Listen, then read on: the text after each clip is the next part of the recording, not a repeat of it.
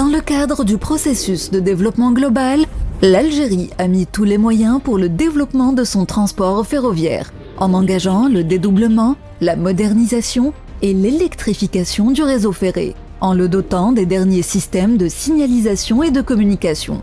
La construction des gares modernes pour les passagers et les marchandises a été aussi lancée un peu partout à travers le territoire national. Dans le cadre du plan stratégie, l'Agence nationale d'études et de suivi de la réalisation des investissements ferroviaires doit mettre en œuvre un plan national qui vise à relier toutes les régions de l'Algérie au réseau ferré, afin d'atteindre un réseau long de 12 000 km à la fin des travaux. L'un des objectifs primordiaux est l'aménagement de la rocade nord qui s'étend sur un linéaire de 1822 km de voie ferrée, afin d'augmenter sa vitesse qui devrait atteindre 160 à 220 km/h, sans oublier de veiller aussi sur sa dotation avec les derniers systèmes de signalisation et de communication qui sont aux normes internationales. Le choix de cette ligne n'est pas fortuit, car elle est considérée comme l'épine dorsale qui relie tout le réseau ferroviaire à travers le territoire national à toutes les autres lignes, surtout après la réalisation de la liaison avec l'aéroport Houari Boumediene. Dans le même contexte, les travaux pour relier le port de Djendjen au complexe de Bellara se poursuivent.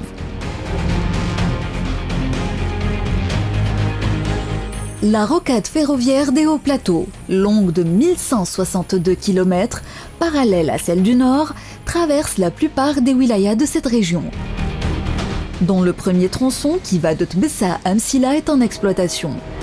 Alors que les travaux d'extension sont toujours en cours, vers Saïda à l'ouest en passant par Bourzoul, Tissemsilt et Tiaret sur un linéaire de 628 km. Quant à la ligne reliant Saïda à Sidi Bel Abbès sur un linéaire de 120 km, elle est déjà entrée en service avec des normes modernes.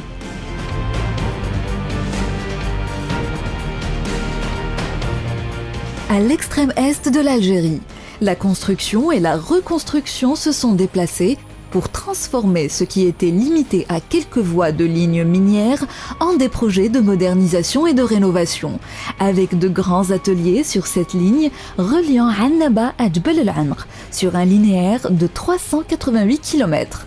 Cette modernisation permettra de multiplier les capacités d'absorption dans le transport des matériaux miniers de manière à assurer l'utilisation optimale des ressources minières dans la région est et sud du pays.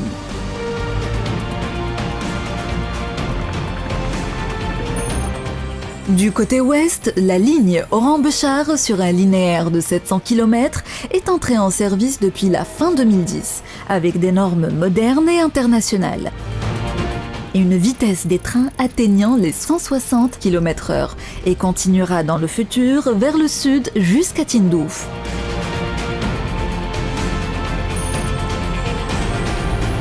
À l'est du pays, la ligne Constantine-Hassim Saoud s'étend sur un linéaire de 574 km, reliant les wilayas du sud et de l'est.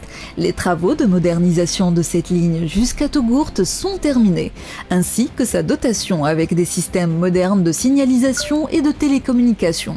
Il est prévu aussi le prolongement de cette ligne jusqu'à Hassim Saoud sur un linéaire de 150 km, par des trains atteignant une vitesse de 220 km/h. Pour le Grand Sud, les lignes ferroviaires vont sillonner les grandes étendues désertiques par des réalisations et des projets en cours d'étude afin de désenclaver les villes et les rapprocher de la dynamique commerciale. En outre, les travaux de liaison des villes de Larouat, Djelfa et Qsar el-Boukhari sur un linéaire de 290 km sont en cours de réalisation. Des études ont été lancées pour relier Larouat à Hassim Saoud en passant par Ouergla, en plus de la liaison de Blida à Qsar el-Boukhari.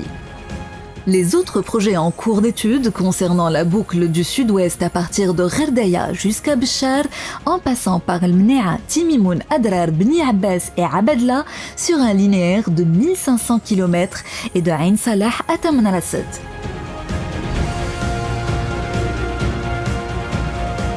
Outre ces grands axes, Le réseau ferroviaire national s'est enrichi et s'enrichira par le biais de nombreuses ramifications logistiques qui relieront les diverses régions entre elles, comme la liaison Mecheli-Albayed en cours de réalisation, la liaison Relizane-Tiaret et d'autres encore. Tous les ports, zones industrielles, zones d'échanges commerciaux seront reliés au réseau national et entre eux, afin d'en faire une véritable toile, facilitant les déplacements des personnes et des biens.